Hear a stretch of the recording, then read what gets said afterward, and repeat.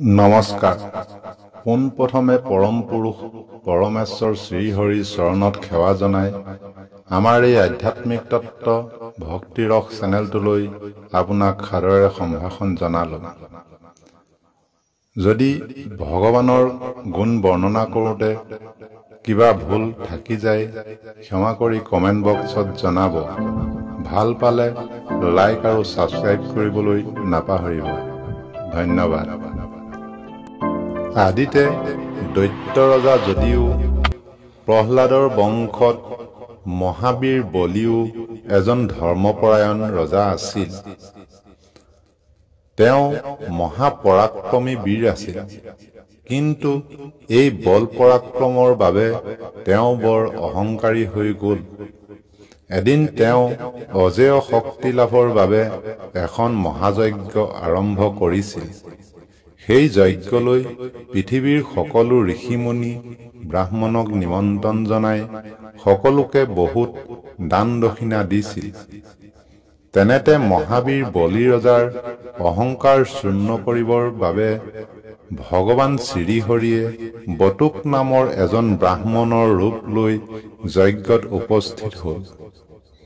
তেতিয়া বলি ৰজাই ব্ৰাহ্মণৰূপী শ্ৰীহৰিক ক্ষুদ্ৰ ব্ৰাহ্মণ বুলি ভাবি আঠে বেঠে আসন পাৰি বহিবলৈ দিলে আৰু সেৱা জনাই তেওঁ ৰাজ্যৰ কোষাগাৰৰ পৰা বহুত স্বৰ্ণমুদ্ৰা দান কৰিলে আৰু মনৰ ইচ্ছামতে কি বিচাৰে ব্যক্ত কৰিবলৈ ক'লে।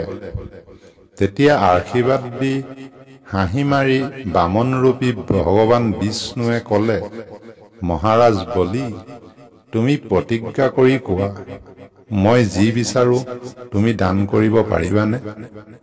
তাকে শুনি গৰ্বভাৱেৰে হাঁহি হাঁহি ক'লে, হে বিপ্ৰবৰ, তিনি তলৈক্য বিজয়ী বীৰ মই, স্বৰ্গ মৰ্ত্য পাতাল মোৰেই অধীনত, লাগে যদি দিব পাৰো স্বৰ্গৰাজ্য দান।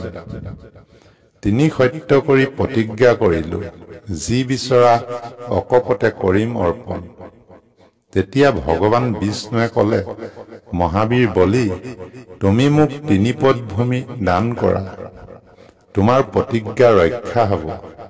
তাকে শুনি বলি ৰজাই সাধাৰণ ব্ৰাহ্মণ পুৰুষ বুলি ভাবি হাঁহি হাঁহি ক'লে, ৩ পদ ভূমিহে, লোৱা নিজ ইচ্ছামতে।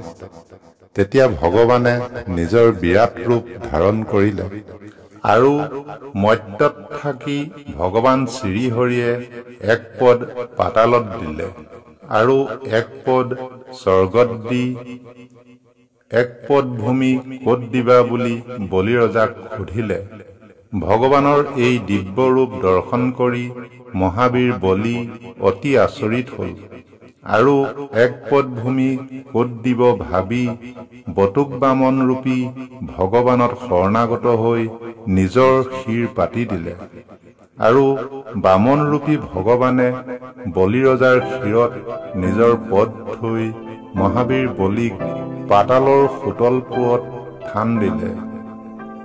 এইদৰেই ভগৱানে লীলা কৰি মহাবীৰ বলিক মুক্তি দিলে আৰু স্বৰ্গৰ দেৱতাসকলক উদ্ধাৰ কৰিলে।